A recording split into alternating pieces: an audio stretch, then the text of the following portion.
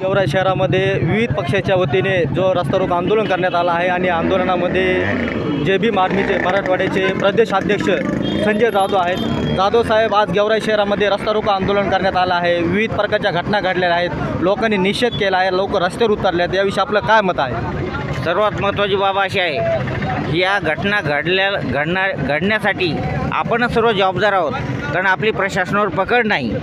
आपली प्रशासनावर पकड नसल्यामुळं आधी इधर आधी उधर या सगळ्या घटनामुळं हा प्रकार घडतो आहे। त्यामुळं मी पहिल्याच याच्यामध्ये सांगत होतो माझ्या शेवटच्या समारोपामध्ये की संघटन या विषयावर बाबासाहेबांनी अतिशय मार्मिक उदाहरण दिलेलं आहे। शिका, संघटित आणि संघर्ष करा। परंतु संघटन या विषयावर त्यांनी मधमाशाचं उदाहरण दिलं, मुंग्याचं उदाहरण दिलं की संघटन कसं असावं, मुंग्यासारखं मधमाशासारखं एक जीवानं, परंतु आज ते दिसत नाही। म्हणून या बाकीच्या सगळ्या घडामोडी मानवी जीवनामध्ये घडत आहेत, भारतात घडतात, महाराष्ट्रात घडतात, सर्व राज्यात घडतात।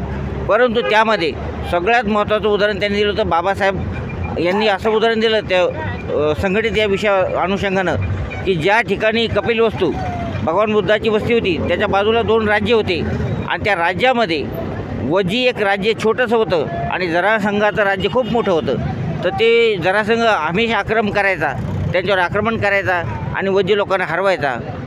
परंतु त्यानंतर असं घडलं की ते लोक एकत्र आले, वजी लोक छोटं राष्ट्र एकत्र आलं आणि त्यानंतर त्यांना हरतच नव्हतं। आणि म्हणून बाबासाहेब भगवान बुद्धांकडे ते लोक गेले, जरासंघाचे लोक गेले आणि त्यांनी विचारलं की बाबा रे, हे छोटंसं राष्ट्र आहे, आम्हाला का हरत नाही, आमच्यासाठी काय हारले जात नाही, आमच्याकडे शस्त्र साधा सगळ्या गोष्टी आहेत, सैन्य आहे, यांच्यापेक्षा कितीतरी पटीने जास्त आहे।